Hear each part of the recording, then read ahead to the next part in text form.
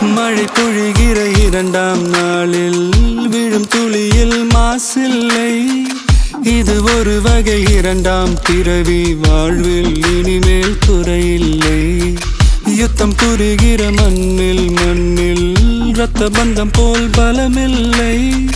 வா எழுந்திடு, வாழ் சுழற்றிடு, வான் கிழித்திடு, பயமில்லை.